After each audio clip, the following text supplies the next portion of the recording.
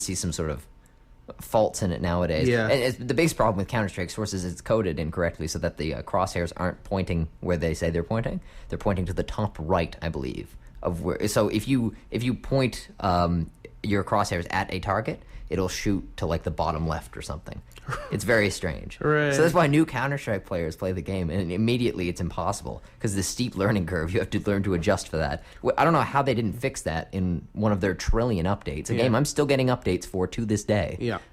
Also, I just don't understand how people in Counter-Strike can hit me from like 3 miles away with a pistol by shooting through 8 walls. I just don't like. There's people in that game that are so good that like I will see a black dot on the horizon and I'm already dead because he shot me 8 times and then has buried me. I've seen people in Counter-Strike. I've watched gameplay of players who are really good, and I think it was APL Fisher, which Counter-Strike guys on the internet will know him. And he fired a sniper round apparently into nothing. Yeah. And when he zoomed out and looked at the ground, there was a dead guy there.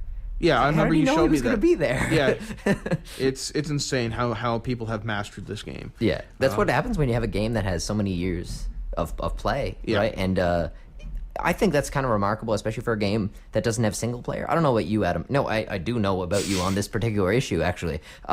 Games that don't have single player and are just online kind of bother me sometimes. Yeah, me too. I prefer. I'm much more of a Rory's. I count Rory as more the multiplayer guy because he does it more than a lot more than I do. I will play, but I'm more by a game for the single player experience. Especially, we're talking about shooters here. Like we both like RPGs and things like that. But if we're buying a shooter, for example, Call of Duty, I'm probably going to buy it for the single player. Rory's going to buy it for the multiplayer, and I am dumb in this regard. So I'm just throwing that out there. And as it turns out, I will not be buying Call of Duty anymore for the multiplayer, it looks like. No? I think I'm done. Okay. After Black Ops 2? Like, no, not again. Yeah, but that is a story for another day. Yes, that is a story for another day. Is that a story for another day? Is that a show we have on the schedule? It's Call of Duty. It's like, we're going to have a show. Yeah, let's put it on the schedule. Why not? I think another thing, I think it really warrants worth talking about their philosophy of making games. I like the fact that they delay. I mean, Gabe Newell has a saying, a delay can last a short while, but if you suck forever. Yeah. Like, that's the alternative.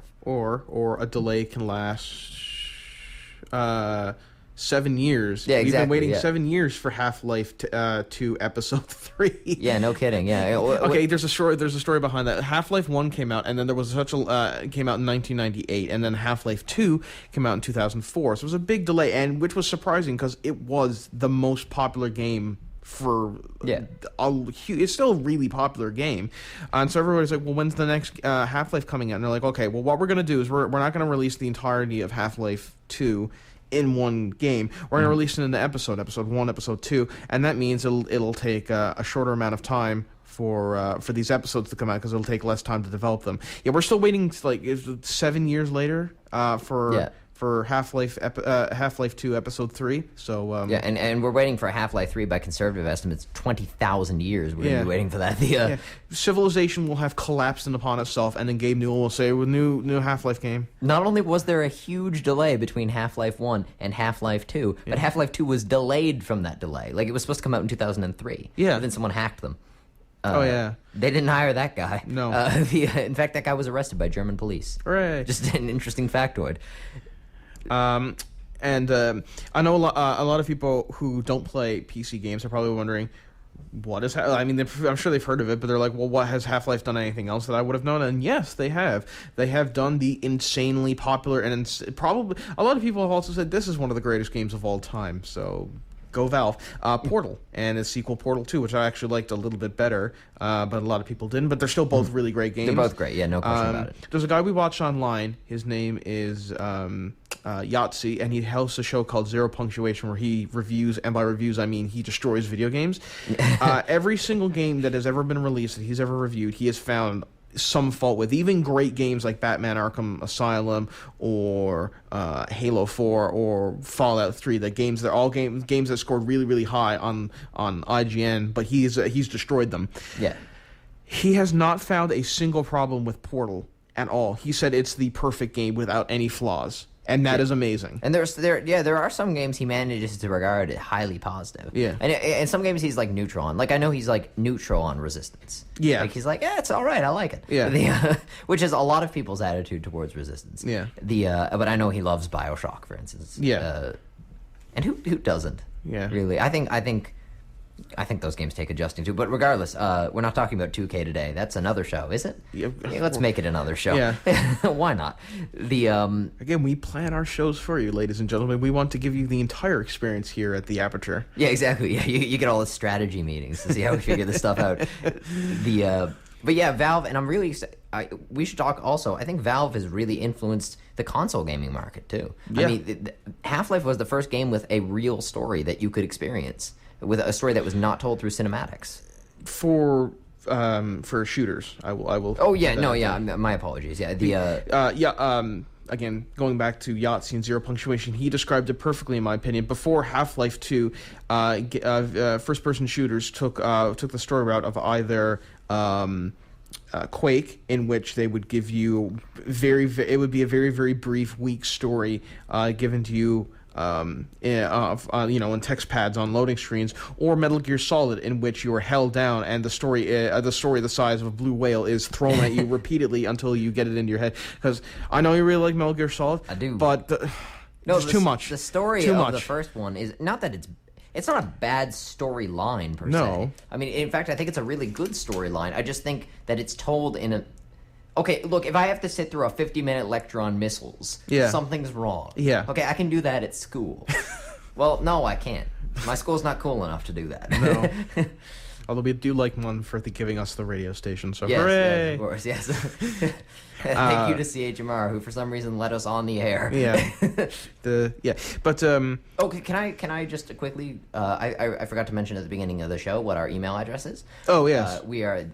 You can find us, email us, talk to us at theaperture@gmail.com. That's all lowercase except for 3, as in AP3 Richer. And you can also find us on YouTube. On a URL I don't remember.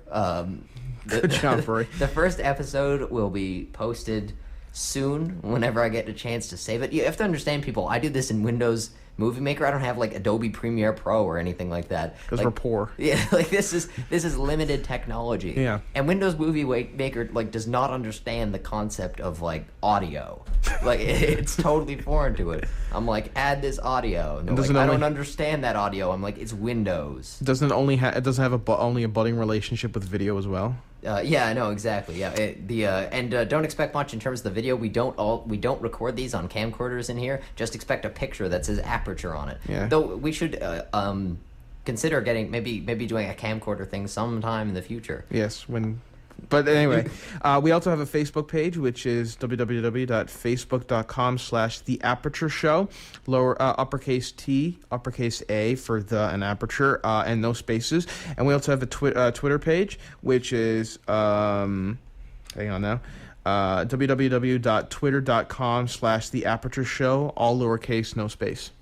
Right on. Yeah, and Adam, if you're wondering... If you notice a distinct change in tone or something between the YouTube and the Twitter and the Facebook, it's because Adam runs the Twitter and the Facebook, and I run the YouTube. Yeah.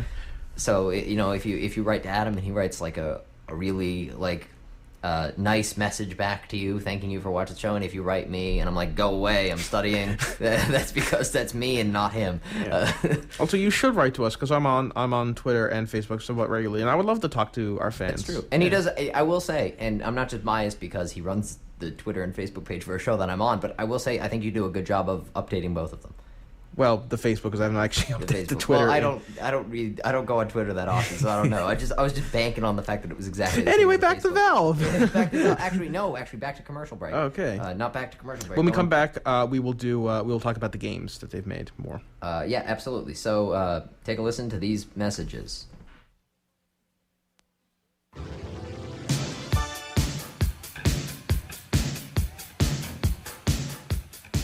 Tune in every Friday morning at 8 a.m.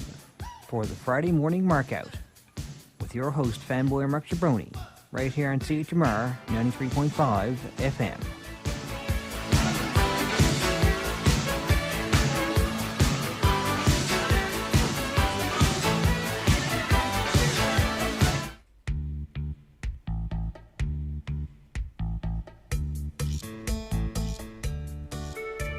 Hello, I am a proud soccer mom seeking your support for our provincial under-15 boys team, who will be representing our province at the Atlantic Championships this June in Moncton, New Brunswick. The boys are hosting